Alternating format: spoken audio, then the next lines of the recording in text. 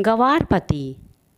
एक लड़की की शादी उसकी मर्जी के खिलाफ एक सीधे साधे लड़के से की जाती है जिसके घर में एक माँ के अलावा और कोई नहीं। दहेज में लड़की को बहुत सारे उपहार और पैसे मिले होते हैं। लड़की किसी और लड़के से बेहद प्यार करती थी और लड़का भी शादी होकर आ गई अपने ससुराल। सुहाग रात के वक्त लड़का दूध लेकर आता है तो दुल्हन सवाल पूछती है कि एक पत्नी की मर्जी के बिना पति उसको हाथ लगाए तो उसे बलात्कार कहते हैं। यह हक है? आपको इतनी लंबी और गहरी जाने की कोई ज़रूरत नहीं है। बस दूध लाया हूँ, पी लीजिएगा। हम सिर्फ आपको शुभ रात्रि कहने आए थे। यह कहकर लड़का कमरे से निकल जाता है। लड़की मन मार कर रह जाती है क्योंकि लड़की चाहती थी कि लड़का झगड़ा करे ताकि मैं इस गंवार से पीछा छुड़ा सकूं। तो दुल्हन मगर घर का कोई भी काम नहीं करती, बस दिन भर ऑनलाइन रहती और न जाने किस किस से बातें करती।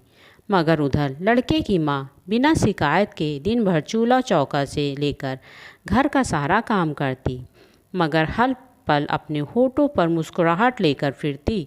लड़का एक कंपनी में छोटा सा मुलाजिम है और बेहद ईमानदार और मेहनती है। पति पत्नी अब तक एक साथ नहीं सोए। वैसे लड़का बहुत शांत स्वभाव वाला था, इसलिए वह ज़्यादा बातें नहीं करता था। बस खाने के वक्त अपनी पत्नी से पूछ लेता था, कहाँ खाओगी, अपने कमरे में या हमारे साथ? लड़का सोने से पहले अपनी डायरी लिखने की आदत थी जो हर रात वो लिखता था। लड़की के पास एक स्कूटी थी, वह हर रोज़ बाहर जाती थी पति के ऑफिस जाने के बाद और पति के वापस लौटते ही आ जाती थी। छुट्टी का दिन था, लड़की भी घर पर ही थी। लड़की ने खाने को भी गंदा कहकर माँ को अशब्द बोल के खाना फेंक दिया, मगर वह शांत रहने वाला उसका पति अब अपनी पत्नी पर हाथ उठा देता है। मगर माँ अपने बेटों को बहुत डांटती है। इधर लड़की को बहाना चाहिए था, झगड़ा का मिल गया था। वह पैर पटकती हुई बाहर निकल पड़ती है। रोज़ घर से बाहर जाती थी, वह अपने प्यार से मिलने जाती थी। लड़की भले टूट कर चाहती थी लड़के को, मगर उसे पता था कि हर लड़की की एक हद होती है जिसे इज्जत कहते हैं। वह उसको बचाए रखी थी। इधर लड़की अपने प्यार के पास पहुंचकर कहती है, अब तो एक पल भी उस घर में नहीं रहना है। आज गंवार ने मुझ पर हाथ उठाया, उसने मुझ पर हाथ उठाकर अच्छा नहीं किया, मुझे कहता हूँ। लड़का कहता है कि अरे मैंने तुम्हें पहले ही कह रहा था कि भाग चलो मेरे साथ कहीं दूर, तुम हो आजकल लगी रहती हो। लड़की कहती है, शादी के दिन आई थी तो मैं तुम्हारे पास, तुम्ही ने तो लौटा दिया था मुझे। लड़का कहता है कि खाली हाथ कहाँ तक भागोगे, तुम ही बोलो। मैं तो कहा था कि कुछ पैसे लेकर और गहने लेकर आओ, तुम तो खाली हाथ आ गई थी। ज़िंदगी नए सिरे से शुरू करने के लिए तो पैसे तो चाहिए ना। लड़की कहती है कि तुम्हारे और मेरे प्यार के बारे में जानकर मेरे घर वालों ने बैंक के पासबुक, एटीएम और मेरे गहने तक रख लिए थे, तो मैं क्या लाती अपने साथ। हम मेहनत करके कमा तो सकते हैं ना।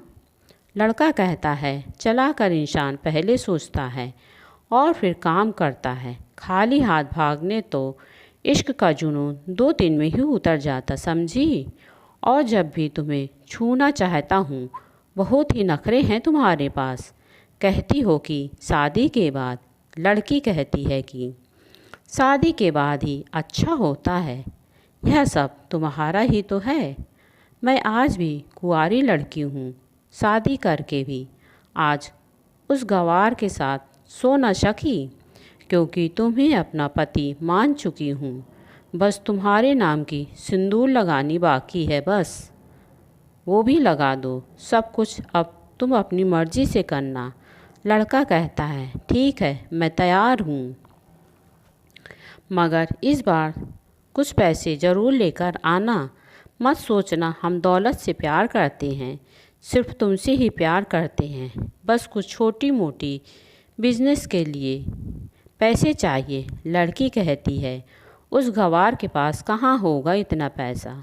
पैसे ही मेरे बाप से 3 लाख और ऊपर से मारुति भी मांगा था। उस गंवार ने बस कुछ गहने हैं, वही लेकर आऊँगी। आज लड़का लड़की को होटल का पता देकर चला जाता है। लड़की घर आकर फिर से लड़ाई करती है, मगर अफसोस वह घर में अकेली चिल्लाती रहती है। उससे लड़ने वाला कोई नहीं था। रात करीब 8 बजे लड़की का मैसेज आता है व्हाट्सएप पर, कब आ रही हो।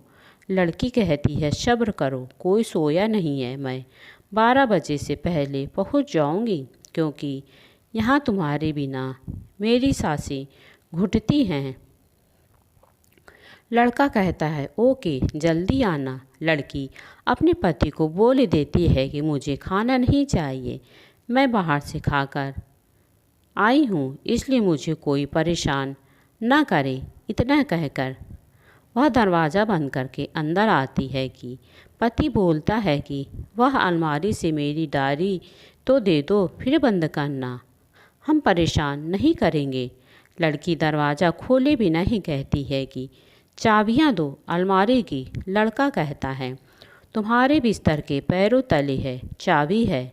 मगर लड़की दरवाज़ा नहीं खोलती, बल्कि ज़ोर ज़ोर से गाना सुनने लगती है। बाहर पति कुछ देर दरवाजे के बाहर खड़ा रहता है, फिर थक हार कर लौट जाता है।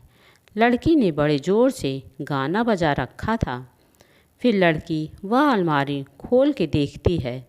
पहली बार खोला था, क्योंकि वह अपना अपना सामान अलग अलग अलमारी में रखते थे। अलमारी खोलते ही हैरान रह जाती है। अलमारी में उसके पासबुक, एटीएम कार्ड में लड़की को मिले थे, और बहुत सारे गहने भी जो एक पेपर के साथ थे, और उसकी बिल भी उस लड़के के नाम था। लड़की बेहद हैरान और परेशान थी। फिर उसकी नज़र डायरी में पड़ती है। उसमें लिखा था, तुम्हारे पापा ने एक दिन मेरी माँ की जान बचाई थी। उन्होंने अपना खून देकर, मैं अपनी माँ से बेहद प्यार करता हूँ, इसलिए मैं झुककर आपके पापा को प्रणाम करके कहा था कि आपका यह अनमोल एहसान कभी नहीं भूलूँगा। कुछ दिन बाद आपके पापा हमारे घर आए, हमारे तुम्हारे रिश्ते की बात करके, लेकिन उन्होंने आपकी हर बात बताई कि आप एक लड़के से बेहद प्यार करती हो।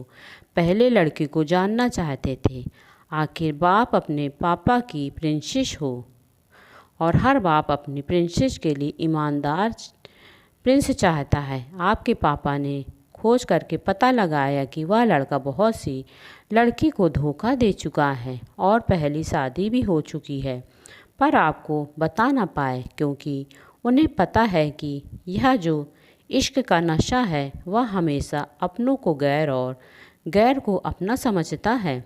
एक बाप के मुंह से एक बेटी की कहानी सुनकर मैं अचंभित हो गया। हर बाप यहाँ शायद ही सोचे, मुझे यकीन हो गया था कि एक अच्छा पति होने का सम्मान मिले ना मिले, मगर एक दामाद होने की इज्जत में हमेशा हो सकता है। मुझे दहेज में मिले सारे पैसे मैंने तुम्हारे अकाउंट में कर दिया। तुम्हारे घर से मिली गाड़ी आज भी तुम्हारे घर पर है, जो मैंने इसलिए भेजी ताकि जब तुम्हें मुझसे प्यार हो जाए तो हम साथ चलेंगे कहीं घूमने दूर। दहेज इस नाम से नफ़रत है मुझे, क्योंकि इस दहेज में अपनी बहन और बाप को खोया हूँ। मेरे बाप के अंतिम शब्द भी यही थे कि किसी बेटी के बाप से कभी 1 रुपया न लेना। तुम आज़ाद हो। डायरी के 20 पन्नों पर तलाक के पेपर हैं, जहाँ मैंने पहले ही साइन कर दिया है। तुम भी साइन करके कहीं भी अपनी सारी चीज़ लेकर जा सकती हो। लड़की हैरान और परेशान थी। न चाहते हुए भी गंवार के शब्दों में दिल को छू लिया था। उस प्यार को महसूस करके पलकें नम हुई थी। मैंने आपको इसलिए मारा कि क्योंकि आपने माँ को गाली दी, और जो बेटा खुद के माँ आगे माँ की बेइज्जती करे वह बेटा किस काम का। कल आपके भी बच्चे होंगे, चाहे किसी के साथ भी हो। तब महसूस होगी माँ की महानता और बेहद और प्यार आपको दुल्हन बनाकर हम सफ़र बनाने लाया हूँ। ज़बरदस्ती करने नहीं, जब प्यार हो जाए तो भरपूर वसूल कर लूँगा आपसे आपकी हर गुस्ताखी का बदला। अगर आप मेरी हुई तो बेपनाह मोहब्बत करके, और किसी की हुई तो आपका हक में दुआएं मांग के। लड़की का फ़ोन बज रहा था जो वाइब्रेशन मोड पर था। लड़की अब दुल्हन बन चुकी थी, पलकों से आंसू गिर रहे थे। मोबाइल से पहले सिम निकाल के तोड़ा, फिर सारा सामान जैसे था वैसे रखा। न जाने कब सो गई पता ही नहीं चला। सुबह देर से जगी, तब तक गवार ऑफिस जा चुका था। मंगलसूत्र दिखाई दे ऐसी लंबी और गाढ़ी सिंदूर लगाई सासू माँ को ज़बरदस्ती कमरे में ले जाकर तैयार होने को कहती है।